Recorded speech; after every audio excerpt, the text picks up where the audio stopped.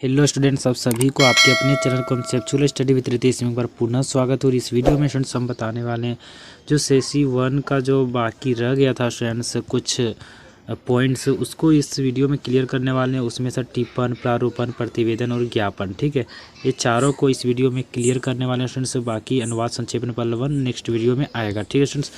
तो वीडियो को शुरू करते हैं स्टूडेंट्स। उससे पहले अगर आप चैनल में नए होंगे तो ज़रूर से सब्सक्राइब कर लीजिएगा स्टूडेंट्स, ताकि आपको आगे आने वाले समय में बहुत लाभ होगा स्टूडेंट्स, जिसको हम भी नहीं बता सकते, ठीक है। तो ज़रूर से सब्सक्राइब कर लीजिएगा स्टूडेंट्स, ठीक है।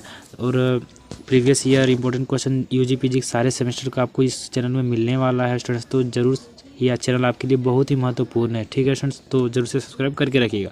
वीडियो को शुरू करते हैं स्टूडेंट्स। देखते हैं स्टूडेंट्स, जैसे कि यहाँ टिप्पण और प्रारूपण जिस पीडीएफ में लिखा हो उसमें जाते हैं, ठीक है। सबसे पहले टिप्पण को देखते हैं। टिप्पण किसे कहते हैं, ठीक है। टिप्पण के बारे में जितने भी क्वेश्चन आएंगे इससे क्लियर हो जाएंगे, ठीक है। इन पॉइंट से जितने भी क्वेश्चन आपके आएंगे, इंटरनल एक्सटर्नल जितने भी क्वेश्चन आपको दिए जाएंगे सारे इन्हीं से दिए जाएंगे, ठीक है। और ये आप वीडियो देखते हैं तो ये सारा आपका क्लियर हो जाएगा, ठीक है। इस पॉइंट से अगर क्वेश्चन आता है तो आप 100 में 100 मार्क्स लाने के लायक हो जाएंगे, ठीक है। तो जरूर से देखिएगा। और शुरू करते हैं। टिप्पण किसे कहते हैं, ठीक है। ये तो मन में सबका उठता है, टिप्पण है तो टिप्पण किसे कहते हैं। अंग्रेजी भाषा में टिप्पण के लिए नोटिंग शब्द का प्रयोग होता है। टिप्पण का अर्थ टिप्पणी लिखने का कार्य। इस प्रकार टिप्पण टिप्पणी लिखने की कला या प्रक्रिया का नाम है। जिस प्रकार संक्षेप करने की कला को संक्षेपण, विस्तृत करने की कला को विस्तारण कहते हैं, उसी प्रकार टिप्पणी लेखन की कला को टिप्पण कहते हैं। यानी कि कोई जो टिप्पणी लिखता है स्टूडेंट्स उसकी कला को टिप्पण कहते हैं, ठीक है। कोई लोहारी करता है तो उसको लोहार कहते हैं। इस तरह से मतलब कि जो उसका कार्य है, टिप्पणी करने का कार्य है, इसलिए इसको टिप्पण कहते हैं। टिप्पण की प्रमुख विशेषताएं क्या क्या होनी चाहिए, इसकी महत्वपूर्ण विशेषताएं, तो उसको देखते हैं। टिप्पण बहुत लंबा या विस्तृत नहीं होना चाहिए, उसे यथासंभव संक्षिप्त और सुस्पष्ट होना चाहिए। ये बहुत ही छोटा होना चाहिए। ज़्यादा लंबा होगा स्टूडेंट्स तो वैसे भी कोई नहीं पढ़ेगा, बढ़िया नहीं लगेगा, ठीक है। तो कोई भी टिप्पण, दूसरा नंबर देखते हैं, कोई भी टिप्पण मूल पत्र पर नहीं लिखा जाना चाहिए। मूल पत्र पर नहीं लिखा जाना चाहिए, ठीक है। उसके लिए अलग पत्र होना चाहिए। उसके लिए कोई अन्य कागज या बफ शीट का प्रयोग करना चाहिए, तो इसका प्रयोग करना चाहिए। फिर तीसरा स्टूडेंट्स, टिप्पण में यदि किसी पत्र का खंडन करना हो तो वह बहुत ही शिष्ट और संयत भाषा में किया जाना चाहिए। और किसी भी दशा में किसी प्रकार का व्यक्तिगत आरोप या आक्षेप नहीं किया जाना चाहिए। किसी पर वैसे ही बिना मतलब का आरोप नहीं किया जाना चाहिए, ठीक है, उस टिप्पणी के माध्यम से, टिप्पण के माध्यम से। यदि एक ही मामले में कई बातों पर अलग अलग आदेश लिए जाने की आवश्यकता हो तो उनमें से हर बात पर अलग अलग टिप्पण लिखना चाहिए। यानी कि अलग अलग चीज़ों के लिए लिखना है तो अलग अलग टिप्पण लिखाएगा। एक ही टिप्पण में 50 तरह का चीज़ नहीं लिखना है, ठीक है। और टिप्पण का पांचवा देखते हैं पॉइंट स्टूडेंट्स। टिप्पण लिखने के बाद लिपिक या सहायक को नीचे बाईं ओर अपना हस्ताक्षर करना चाहिए। बाईं ओर हस्ताक्षर करना है, ठीक है। दाईं ओर का स्थान उच्च अधिकारियों के हस्ताक्षर के लिए छोड़ देना चाहिए कि ये मेरा जो टिप्पणी किए थे, जो टिप्पण दिए थे उस पर हस्ताक्षर करना, मतलब उसको सही मान लेना, ठीक है। उस पर कार्यवाही कर देना, वो उनको मंजूर हो गया, ठीक है, तब वो हस्ताक्षर कर देंगे। छठा नंबर स्टूडेंट्स, कार्यालय की ओर से लिखे जा रहे टिप्पण में उन सभी बातों या तथ्यों का सही समावेश होना चाहिए जो उस पत्रावली के निस्तारण के लिए आवश्यक हो।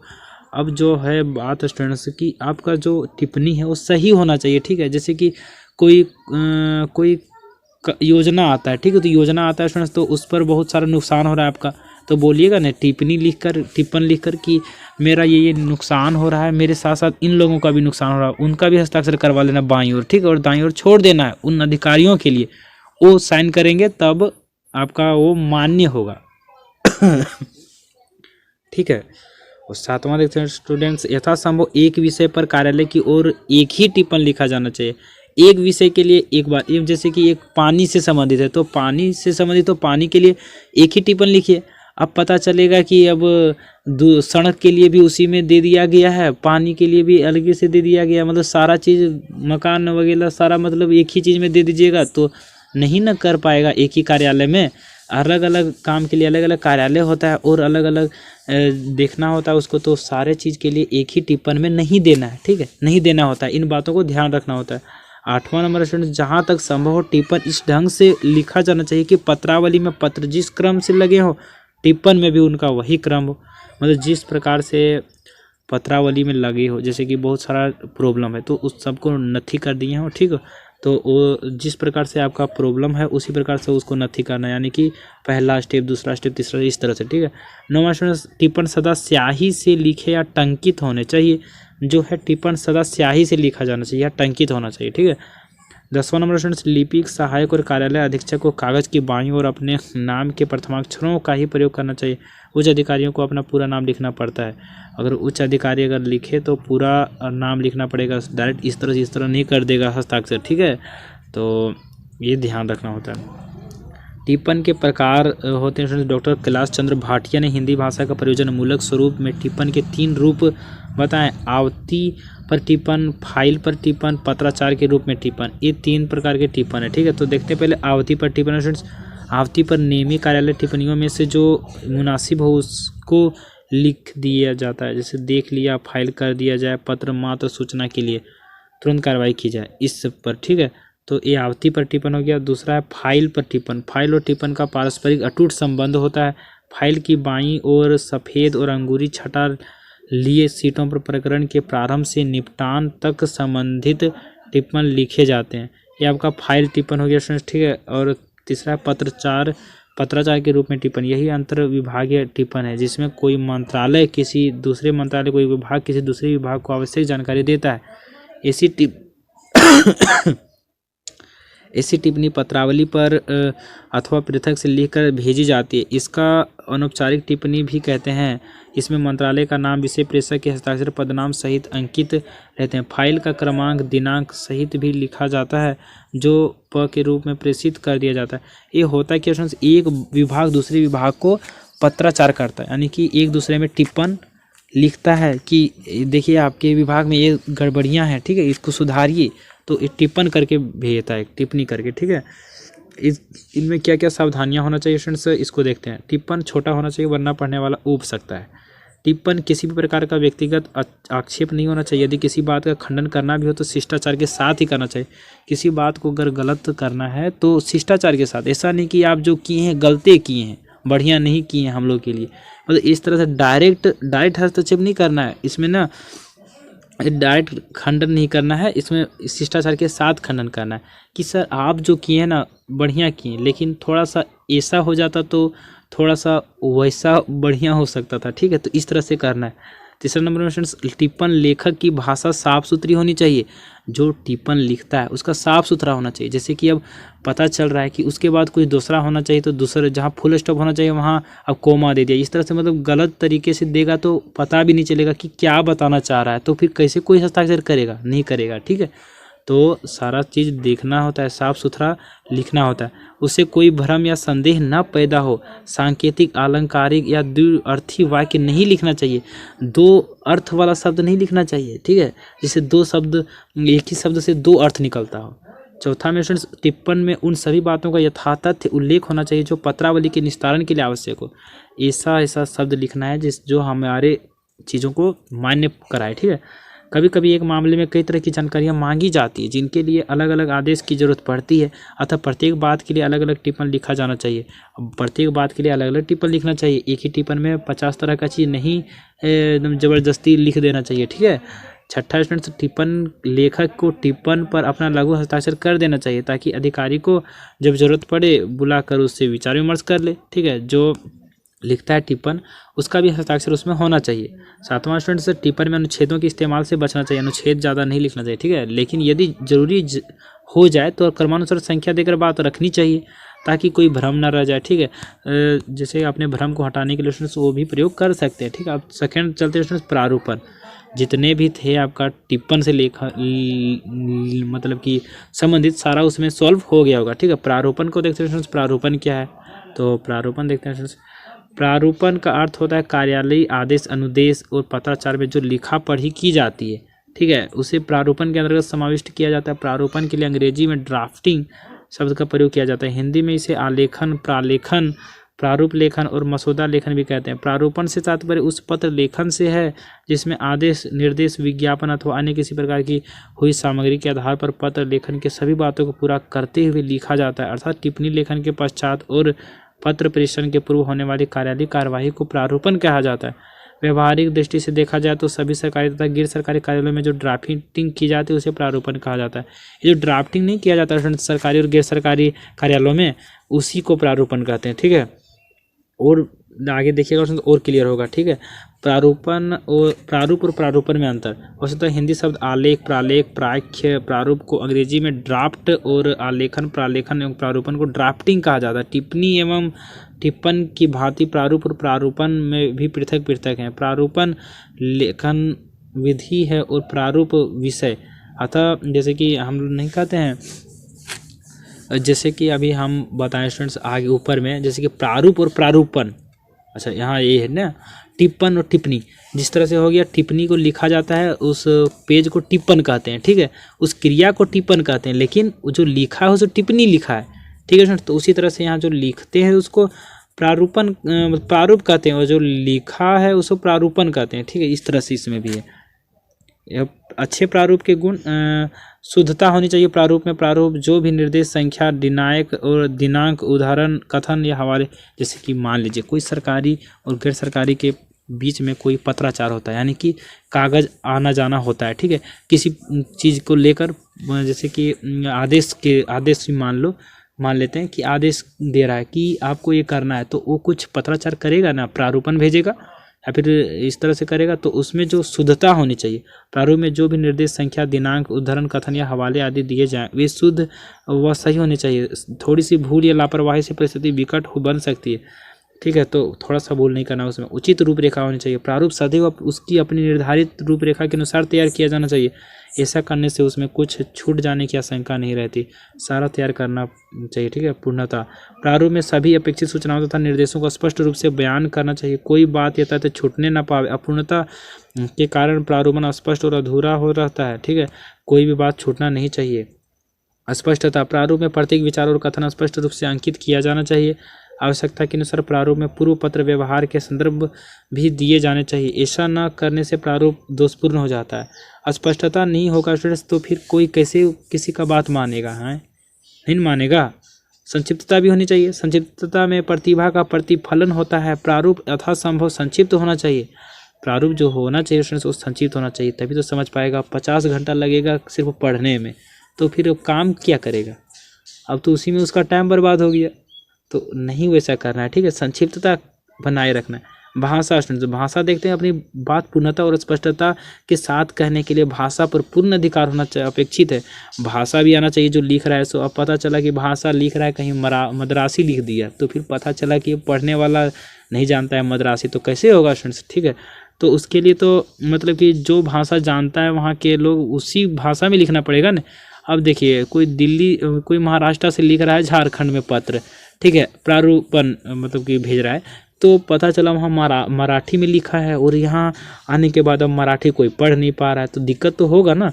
तो मतलब कि ऐसा भाषा में लिखना है कि दोनों जगह पढ़ पाए। ठीक है, 7वां शैली, प्रारूप लिखने की एक निश्चित और मान्य शैली है। इसका भी एक शैली है लिखने का। ठीक है, जिस प्रकार से सबका शैली होता है एक, उसमें अकारण किसी प्रकार का परिवर्तन नहीं किया जाना चाहिए। सरकारी पत्राचार के अंतर्गत विविध प्रकार के पत्रों की अलग अलग अपनी शैली होती है, अथवा रूप विधान होता है, अलग अलग शैली होता है। ठीक है, प्रारूपण की प्रमुख विशेषताएं, सटीकता होनी चाहिए। सटीकता अर्थात तैयार प्रारूपण को बिल्कुल सव्य सूचक और तथ्यपरक होना चाहिए। उल्लेखित बातें बिल्कुल एकार्थी हों, ऐसा नहीं होने से प्रारूपण तैयार करने वाले प्रतिष्ठान विशेषता व्यावसायिक प्रतिष्ठान की साख को धक्का लगता है, और सरकारी विभाग के अधिकारियों एवं कर्मचारियों को छोटी गलती भी दंडात्मक मानी जाती है। अतएव प्रारूपण तैयार करते वक्त अतिशय सावधानी की आवश्यकता होती है। सटीकता होनी चाहिए। जो जिस चीज़ को बोल रहे हैं उसका पता तो चलना चाहिए ना, किस चीज़ के बारे में बोल रहे हैं। तो सटीकता नहीं होगा उससे संबंधित, तो फिर कैसे होगा? तथ्यपरक भी होना चाहिए। तथ्यात्मकता, सरकारी आदेश, स्मारक पत्रों, गस्ती पत्रों, अर्ध सरकारी पत्रों, विज्ञप्तियों आदि का प्रारूपण तैयार करते समय भाषाई तथ्यात्मकता नितांत जरूरी है। दूसरे शब्दों में कहें तो कहा जा सकता है कि पत्रों में जिस किसी बात का उल्लेख हो वह तथ्य पर ही अवलंबित हो। बेवजह या बिना तथ्यों के आरोप प्रत्यारोप या किसी कार्य के लिए किसी को जिम्मेदार ठहराना, ऐसा नहीं होना चाहिए। किसी ऐसे ही मामले में मतलब कि बिना मतलब के किसी को गलत नहीं ठहराना है। पारंपरिक शैली का अनुसरण, प्रारूपण निश्चित शब्दावली, वाक्य संरचना या निश्चित परिविधि के दायरे में लिखा जाता है, जिसके पीछे संबंधित कार्यालय या विभाग की एक लंबी परंपरा कार्यरत रहती है। इन पारंपरिक शैलियों का अनुसरण ही प्रारूपकार करता है। ठीक है, पारंपरिक शैली होना चाहिए। नियमों का पालन, कुछ सरकारी पत्रों के प्रारूपण तैयार करने के कुछ विशिष्ट नियम होते हैं जिनका अनुपालन आवश्यक हो जाता है। उदाहरणार्थ, ज्ञापन के प्रारूपण में अभिवादन नहीं होता, अन्य पुरुष में लिखे इन पत्रों की विषय वस्तु का अनुच्छेद में समाप्त हो जाती है। ठीक है। अब अगला प्रश्न से तटस्थता। तटस्थता होनी चाहिए। प्रारूपकार बिना किसी पक्ष की ओर दबाव या झुकाव के पूर्वाग्रह से हीन यथार्थ का ध्यान में रखते हुए ही एक अच्छे प्रारूप को तैयार कर पाता है। किसी पक्ष विशेष के प्रति अपने व्यक्तिगत झुकाव या हार्दिकता को जाहिर न करते हुए सभी को समान रूप में समझना ही प्रारूपकार का कर्तव्य है। प्रारूपकार जो स्टूडेंट्स किसी एक पक्ष में होकर ना बोले। ठीक है, बढ़िया से लिखना है। सत्यनिष्ठा, निष्कर्ष या परिणाम तक पहुंचने में तथ्य सबसे बड़े सहायक सिद्ध होते हैं, इसलिए अगर प्रारूपण सत्य है तो उसके अनुमोदन से लेकर जारी होने तक की प्रक्रिया के बाद भी कोई संशय, दुविधा या अविश्वास की स्थिति का कोई स्थान नहीं होता है। बढ़िया से लिखा जाता है तो किसी प्रकार का संशय, दुविधा नहीं होता है। ठीक है।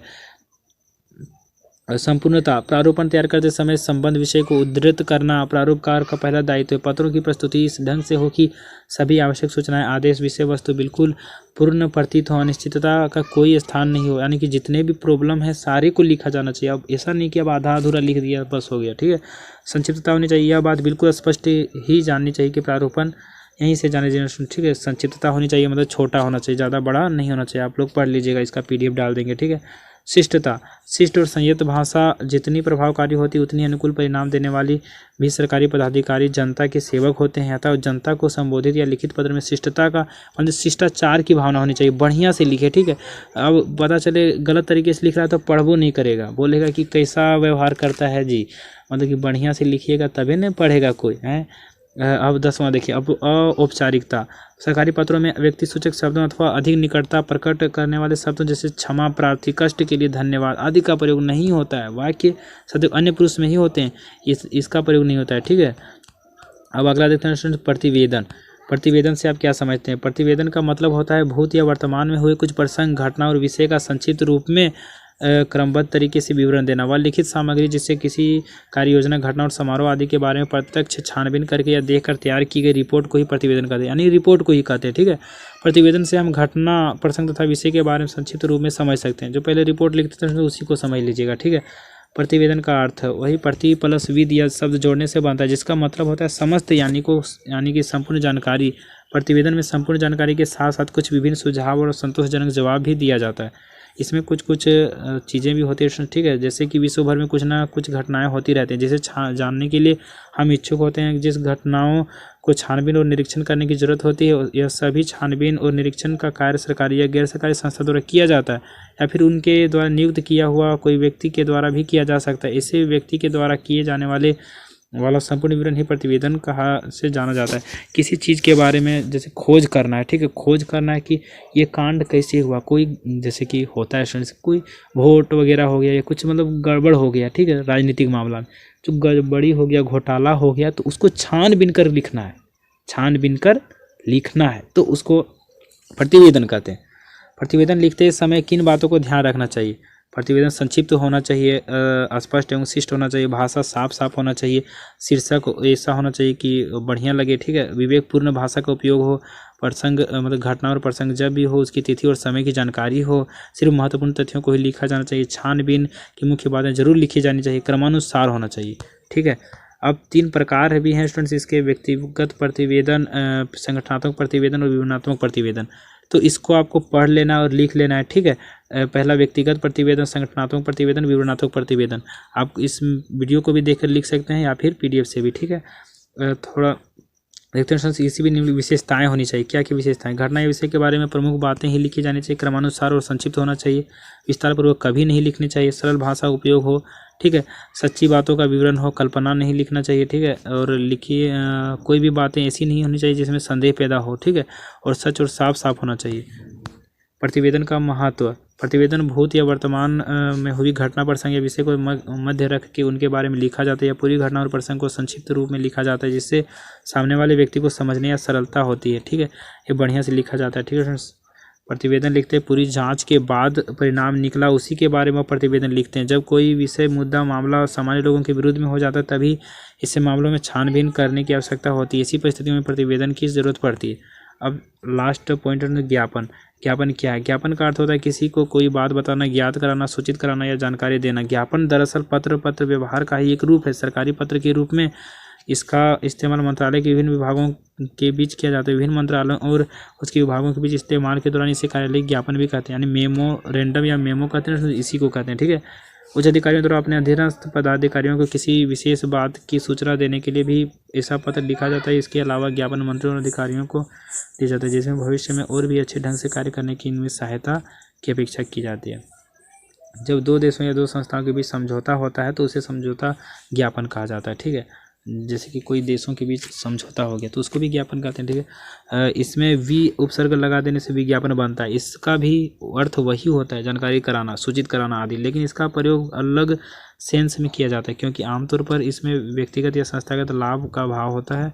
इसीलिए किसी कंपनी को अगर जनता को कोई बात सूचित करना होता है तो वे विज्ञापन देते हैं, ज्ञापन नहीं। ठीक है। यहाँ तक कि खुद सरकार भी अगर किसी चीज़ को प्रमोट करना चाहती है या सार्वजनिक हित से संबंधित किसी बात को जन संधारण तक पहुँचाना चाहती है तो विज्ञापन देती है, न कि ज्ञापन। ठीक है। ज्ञापन दो देशों के बीच में होता है। ठीक है। ज्ञापन और भी देखते हैं क्या है। सबसे ऊपर फाइल संख्या लिखा जाने, जब भारत सरकार मंत्रालय विभाग का नाम लिखा जाना चाहिए, स्थान का नाम, तारीख दाईं ओर लिखा जाना चाहिए, बीच में कार्यालय ज्ञापन लिखा जाता है, विषय संक्षेप में उल्लेख होता है। ठीक है। मुख्य विषय वस्तु का विवरण होता है। पैराग्राफ के अलावा भी अगर अन्य पैराग्राफ लिखा जाना है तो पहले पैराग्राफ को छोड़कर अन्य पैराग्राफों में क्रम संख्या लिखी जानी चाहिए।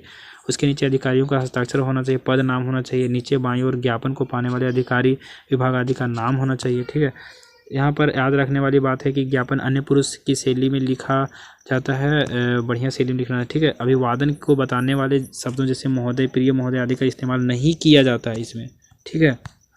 आप इसका उदाहरण देखिए। ठीक है। यहाँ पर देखिए क्रम संख्या लिखा हुआ है, फिर गृह मंत्रालय, राजभाषा विभाग, इस तरह से यहाँ डेट लिखा हुआ है, कार्यालय ज्ञापन लिखा हुआ है, ये विषय मानवता के आधार पर अनुवाद कार्य कराना, तो ये इस प्रकार से आपका लिखा होता है। ठीक है फ्रेंड्स। तो ये सारा आपका क्लियर हो गया फ्रेंड्स। ठीक है। तो यही बताना था और चैनल को जरूर से सब्सक्राइब करिएगा फ्रेंड्स। इसका और भी पार्ट बाय पार्ट आएगा। ठीक है। और भी यूजी पीजी के सारे सेमेस्टर के important question, previous year question वगैरह आते हैं, तो जरूर से चैनल को सब्सक्राइब करिएगा फ्रेंड्स। ठीक है।